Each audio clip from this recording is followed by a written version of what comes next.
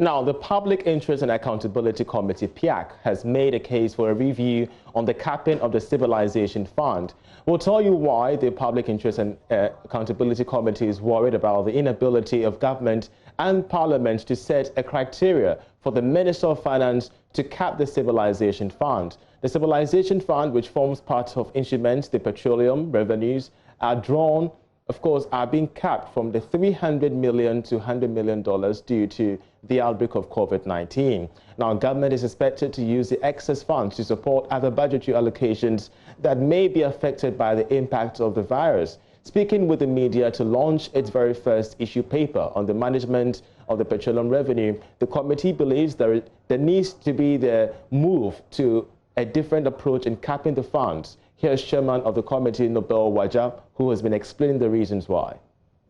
FEDA observed a loophole in allowing the Minister of Finance to place a cap on the Ghana Stabilization Fund at his or her discretion, as may be necessitated by macroeconomic conditions, albeit with the approval of Parliament.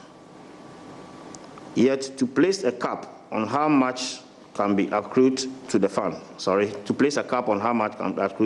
is not established criteria. There is no established criteria for the determination of the cap and use of the proceeds. So the minister has a discretion to determine the threshold for the capping of the stabilization fund, yet there are no established criteria for him to do or to go on this trend, even though he has to do it with the approval of Parliament.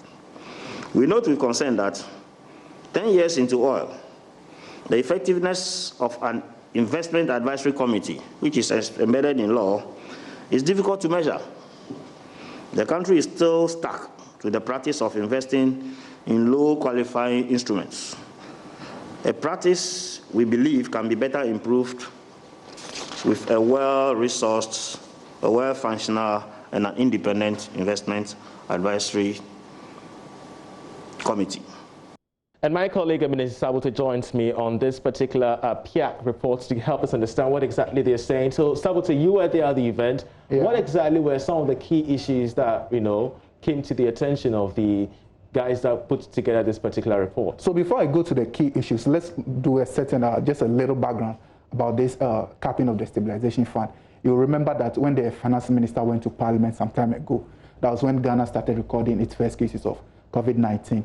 It went in to seek parliamentary approval to cap the stabilization fund. The stabilization fund is such that when the oil is sold and all that, they bring in some $300 million so that they keep it for the state. But it went to cap it to only $100 million so that the excess money can be used for other stuff. But what PIAC is saying is that, look, we have to cap the money, yes, but can we give it a different approach so that the finance minister doesn't just go to Parliament and then seek their approval? Because in this case, it's like the finance minister has all the powers. But PIAC is saying, no, we shouldn't give all the powers to the finance minister. There should be a guideline to it, so that if he is going to cap it, he will say, okay, if there's a committee that's setting up the capping money or something, they will say, okay, you want $300 million. But no, we are not going to give you $300 million. We are going to make it $150 million or $200 million. And what are the reasons for this? The reason being that if we don't do that, the finance minister will have so much power such that he can wake up one day and determine how much to put into the stabilization fund. And they are afraid if that happens, revenue projects that are supposed to be funded with the petroleum revenue will suffer. So what else came up? So there were another issue about them getting attention on their report. That is the 2018-2019 annual report. And you could remember that there was some $1.5 million that wasn't accounted for. They were asking the finance minister to account for it some time ago. Yes, there has been a response to that. And I can tell you that the finance minister has responded to them that he's preparing all the books so that in their next report, they will give them an update of that money. So in the next PIAC report, we should be expecting to know how much that 1.5 billion cedis has been utilized, or if it is not being used, where it is lying at the moment. We're so grateful for that particular update. He's been giving us much more updates regarding the PIAC report, raising issues regarding the funds of the finance minister. You're still watching Marketplace with me, Charles.